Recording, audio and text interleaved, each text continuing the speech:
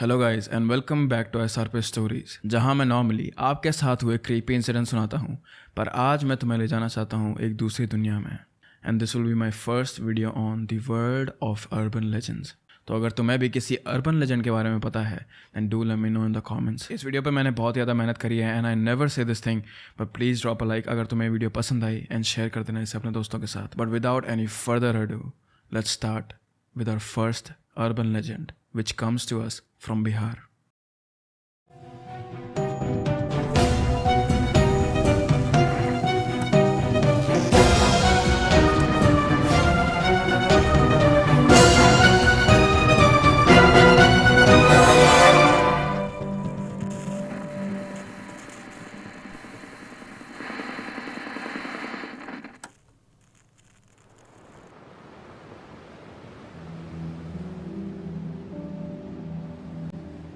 हम सभी लोगों में से कई सारे लोग पानी से डरते हैं। पानी के छाव से, उसकी गहराई से, उसके रहस्य से। द फियर ऑफ अननोन, कि आखिर ऐसा क्या है पानी के अंदर, या फिर ऐसी क्या चीज़ है जिसके बारे में हमें नहीं पता। यही डर लोगों को एक्वाफोबिया की तरफ ले जाता है। जिन भी लोगों को एक्वाफोबिया होता है उन्हें नहाने में, पूल्स में जाने में, बाथटब में जाने में या फिर नॉर्मल बाथ्स में बैठने में भी डर लगता है।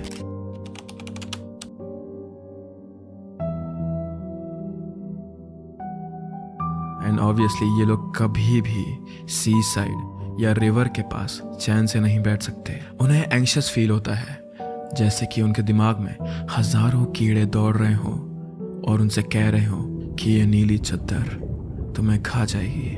पर एक्वाफोबिया से जूझते लोगों को इन जनरल पानी से ही डर लगता है। बट इनसे हटके कुछ लोग ऐसे भी होते हैं जिन्हें पानी से तो नहीं, बस गहराइयों से डर लगता है। नदी में पैर डालने से डर लगता है। रात में बैठे हुए नीचे पानी को देखने में डर लगता है। रेत में पड़ रहे सी रिफ्लेक्शन को देखने में डर लगता है।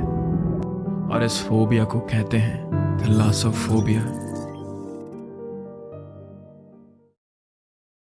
समुंदर बहुत ही बड़ा है और जितना ज़्यादा तुम इसकी गहराइयों में घुसते रहते हो उतने ही क्वेश्चंस और इतने ही राज तुम्हारे सामने आते रहते हैं। और समुंदर की गहराइयों में जाने से जो अंधकार होता है, जो खामोशी होती है, वो अच्छे खासे इंसान को भी डरा दे। Deep water bodies, sea creature, lake monsters या फिर बस सन्नाटे से डरना थैलासोफोबिया के अंदर आता है। और एक नॉर्मल आदमी को ये सुनने में बड़ा अजीब लगेगा कि भला कोई पानी से कैसे डर सकता है। But people who are suffering from these phobias only they know how intense and how much confusion inducing that feeling is the fear of water. और इसी पानी से डरने की, जल से डरने की एक बीमारी इंडिया में भी है। पुराने ज़माने में जब इन फोबियाज के लिए कोई टर्म नहीं होती थी तो लोग बस ये कहकर इन बातों को टाल देते थे, ये आदमी तो पागल है, इसके ऊपर शायद किसी भूत का साया है, इसलिए ये नदी से डरता है। लगता है इसने झरने के पास कोई परछाई देख ली थी रात में, इसीलिए इसे झरने से डर लगता है। और तब इन लोगों का झाड़ फूक करके उन्हें सहलाया जाता था कि अब तुम्हारे साथ कुछ भी बुरा नहीं होगा। ये दिलासा दिया जाता था उन्हें कि आगे तुम्हारी जिंदगी आसान होगी। पर झाड़ फूक, तंतर मंतर तुम्हारे अंदर के उस डर को नहीं निकाल सकते हैं। अपने डर से तुम्हें हमेशा खुद ही लड़ना पड़ेगा। बचपन से ही हम सभी लोग सुनी सुनाई कहानियां को झोलते हुए आ रहे हैं अपनी दादियों से, अपनी अम्मियों से। इन कहानियों में कभी राक्षस होते हैं तो कभी दानव। पर बिहार में स्थित एक कहानी ऐसी है जिससे आज भी हमसे एक पीढ़ी पुराने लोगों के रोंगटे खड़े हो जाते हैं। और ये कहानी है पनडुब्बा की। पनडुब्बा की कहानी बताने से पहले हमें एक कहानी जाननी होगी 2003 बिहार में स्थित एक जगह की जिसका नाम है Siwan, home town of doctor Rajendra Prasad, जो कि इंडिया के प्रेसिडेंट थे। सिवान का इतिहास से बहुत ही गहरा संबंध है। गंगा और घाघरा से कनेक्टेड ये जगह लोकल्स को बहुत पसंद आती है। लिट्टी चोखा, खड़ी, झालमोरी और सत्तू, ये सब सिवान की शान है। और सिवान का नाम आता है एक राजा से जिन्होंने पुराने ज़माने में बिहार के इस एरिया पर राज करा था। उन राजा का नाम था शिवान मन, इसीलिए इस जगह का नाम भी सिवान पड़ गया। हमारे देश की आज़ादी से लेकर राजघर के एक एरा तक सिवान ने बहुत उन्नति और बहुत सारी कहानियां देखी हैं। और ऐसी ही एक कहानी थी 2003 में कंस्ट्रक्ट हो रहे एक घर की। सिवान में 2003 में कंस्ट्रक्शन काफ़ी ज़ोरों शोरों से चल रहा था और उस समय बहुत सारी तादाद में कंस्ट्रक्शन वर्कर को काम भी मिल जाता था। तो कुछ बिहार के लोग तो कुछ बंजारे अपना सामान लेकर निकल पड़ते थे कंस्ट्रक्शन साइट्स पर अगले 7-8 महीने अपना डेरा बांधने के लिए। और इन्हीं फैमिली में से एक फैमिली थी सत्तू की। सत्तू के 3 दोस्त, उसकी बीवी और उसके दोस्तों की फैमिली को एक घर बनाने का काम मिल गया था। वो लोग बहुत ही खुश थे और जी जान लगाकर वो इस घर को बना रहे थे।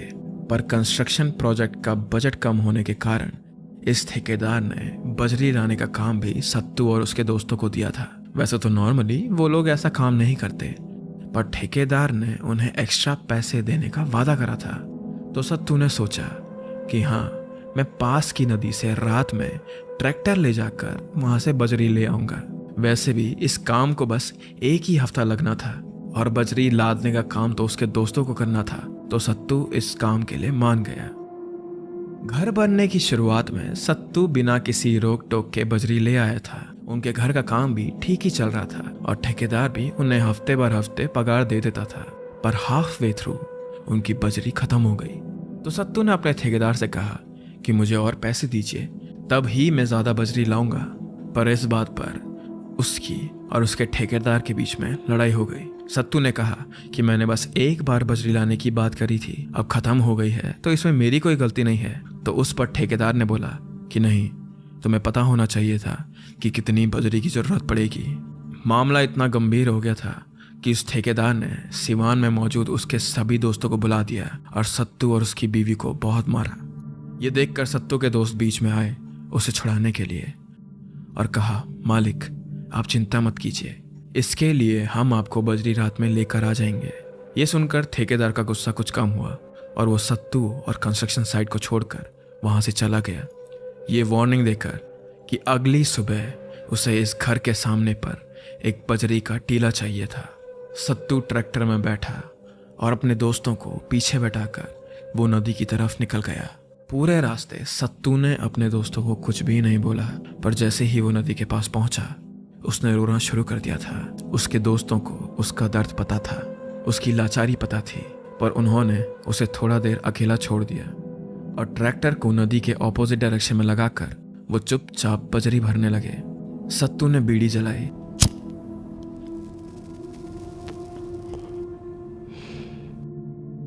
और नदी की तरफ देखते हुए वो किनारे की तरफ बढ़ा।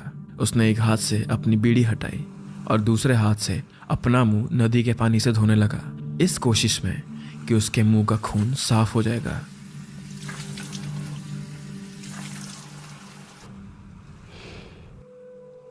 फिर बीड़ी का कश लेकर वो नदी के किनारे एक पत्थर पर बैठ गया और अपनी जिंदगी के बारे में सोच ही रहा था कि अचानक ट्रैक्टर की लाइट बंद हो गई। सत्तू ने ये चीज नोटिस करी। वो ट्रैक्टर की तरफ घूमा तो उसे रात के अंधेरे में अपने दोस्त साफ नजर नहीं आ रहे थे, बस चांद की रोशनी से उनकी सिलुएट दिख रही थी। सत्तू आंख मीचकर ट्रैक्टर की तरफ देख ही रहा था कि अचानक उसका राइट पैर किसी ने खींचा। सत्तू को झटका लगा, पर वहां कोई नहीं था। क्या किसी ने मेरा पैर खींचा?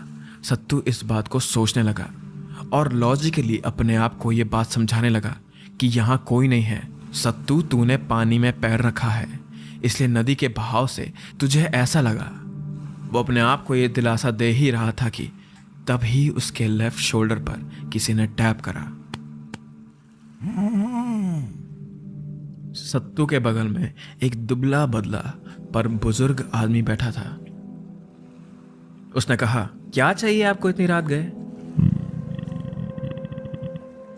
तुम यहां आया किसके साथ है? किसे ढूंढ रहे हो भाया? बीड़ी मांग रहे हो क्या? तंबाकू तंबाकू तंबाकू। सत्तू को यह बुजुर्ग आदमी अजीब सा लगा पर उसने अपनी शर्ट की जेब से बीड़ी का बंडल निकालकर एक बीड़ी उसे देनी चाहिए। वो अपनी बीड़ी निकाल ही रहा था कि उसे दोबारा अपना राइट पैर नदी में खिंचता हुआ फील हुआ और इस बार सत्तू बहुत डर गया था। काका, ये तुम किए क्या? ये कहकर सत्तू ने जैसे ही अपनी लेफ्ट साइड देखा तो वहां कोई नहीं था। और तभी सत्तू को कुछ याद आया। अपनी एक चप्पल पहनकर और दूसरी चप्पल हाथ में लेकर सत्तू ट्रैक्टर की तरफ भागा और आधी भरी हुई रेत को लेकर वो वहां से निकल गया। उसके दोस्तों ने उससे पूछा कि क्या हुआ, भूत देख लिया था क्या? तो सत्तू ने उन्हें बताया कि भूत नहीं, पनडुब्बा।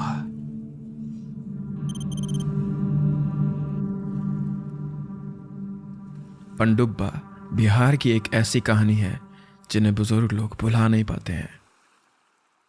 कई साल पहले बिहार में कुछ किसान रहते थे।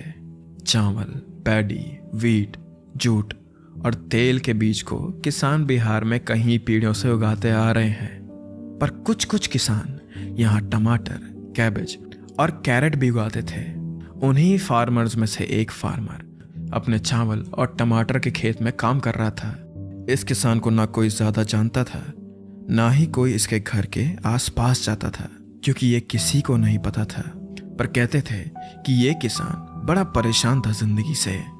कुछ भी चीज उसके हिसाब से नहीं होती थी और ज्यादातर उसकी खेती भी बर्बाद हो ही जाती थी। कहीं लोग ये भी कहते हैं कि इस किसान की शादी भी नहीं हुई थी। पर फिर कहीं कहानियों में ये भी कहा जाता है कि इस किसान की एक बीवी थी, जिसकी वजह से ही कोई भी लोग उनके परिवार के भी इस किसान और इसकी बीवी से बातें नहीं करते थे। और कुछ हो ना हो, पर हर कहानी में एक चीज सेम है कि इस किसान का कच्चा घर दिखने में बड़ा डरावना था, किसी अनकही शक्ति की प्रार्थना करने के लिए, मानो जैसे अंदर कोई काला जादू या मंत्र पड़ रहा हो। और एक और चीज, ये किसान बहुत बीड़ी पीता था, बहुत तंबाकू जलाता था। खेत में काम करते हुए, अपनी गाय चराते हुए, गौशाला जाते हुए ऑलमोस्ट हर एक मिनट इस किसान के मुंह पर एक बीड़ी रहती थी। और अगर वो कभी किसी से बात भी करता था तो बस बीड़ी मांगने के लिए। एक दिन अपनी गाय को चराते हुए ये किसान नदी के पास पहुंचा और इस गाय के झुंड में से एक गाय नदी की तरफ भाग गई। ये किसान उस गाय को बचाने के लिए उसके पीछे भागा कि पानी के शोर पे आते ही उसका पैर स्लिप हो गया और अनफॉर्चुनेटली इस नदी में बहकर उनकी मौत हो गई थी। कुछ और गाय चराने वाले लोग जो इस किसान के पीछे थे, उन्होंने ये सब कुछ होते हुए देखा था और वो भागकर नदी में कूदे भी थे इस किसान को बचाने के लिए। पर कभी भी उन्हें इनकी बॉडी नहीं मिली। बहते हुए भी इस किसान की बॉडी कभी नीचे नहीं आई। ऐसा हुआ मानो नदी ने उन्हें अपने साथ निगल दिया और बस अपने में समा लिया हो। उनकी गायों को वापस उनके घर लाया गया था और पूरे गांव में ये बात फैला दी गई थी कि बूढ़े किसान की नदी में बहकर मौत हो चुकी है। पर ज्यादा लोगों को उनके लिए बुरा नहीं लगा या कुछ भी फील नहीं हुआ। उन्होंने ये बात बस एक खबर जैसे सुनी। शाम को जब सभी लोग खाना खाकर सो रहे थे, एक आदमी साइकिल चलाकर अपने घर जा रहा था कि तभी उसने नोटिस करा कि एक गाय बाहर घूम रही है। उसने इधर उधर देखा और तब उसे याद आया कि ये गाय तो उस बूढ़े किसान की थी जो मर चुका है। शायद ये गाय बाहर छूट गई हो या फिर कट गई होगी। तो अच्छा दिल आदमी होने के नाते उसने अपनी साइकिल साइड में रखी।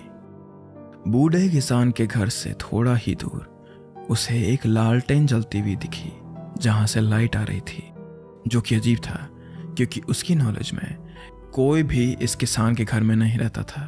तो ये आदमी पहले तो घर के पीछे गया, उसने वहां गाय को बांधा और फिर दूसरे रास्ते से वो घर के सामने आया। क्या कोई है अंदर? कोई है? कुछ भी नहीं, कुछ भी नहीं। कोई आवाज नहीं थी वहां, पर हवा हर एक सेकंड के साथ तेज होते जा रही थी, जैसे मानो वो उसे कह रही हो कि यहां से चले जाओ, ये जगह तुम्हारे लिए सेफ नहीं है। उस आदमी को भी अब ठीक नहीं लग रहा था और अपने डर को कंट्रोल में रखने के लिए उसने पीछे नहीं देखा और वो सीधा अपनी साइकिल की तरफ भाग ही रहा था कि तभी अचानक उसे पीछे से एक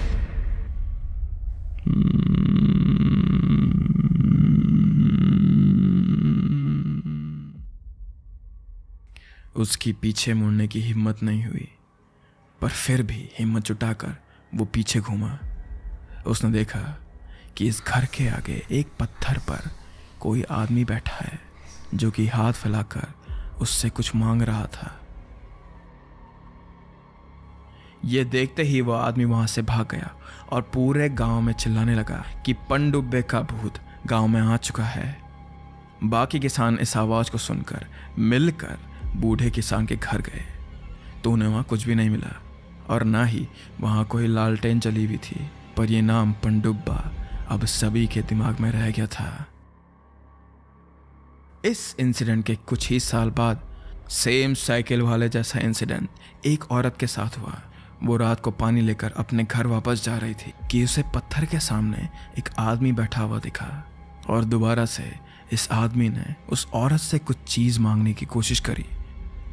इससे पहले कि वो कुछ बोल पाता, ये औरत वहाँ से डर के भाग गई और तब पनडुब्बे की कहानी एक लेजेंड सच्चाई में तब्दील हो गई और सभी लोग बिहार में एक दूसरे को समझाने लगे कि वाटर बॉडीज़ के पास या पानी के पास कभी भी मत घूमना, क्योंकि अगर तुमने वहाँ कोई आदमी देखा जिसने तुमसे कुछ मांगा, तंबाकू या फिर बीड़ी, तो वो तुम्हारा पैर खींचकर तुम्हें पानी के अंदर ले जाएगा, हमेशा हमेशा के लिए।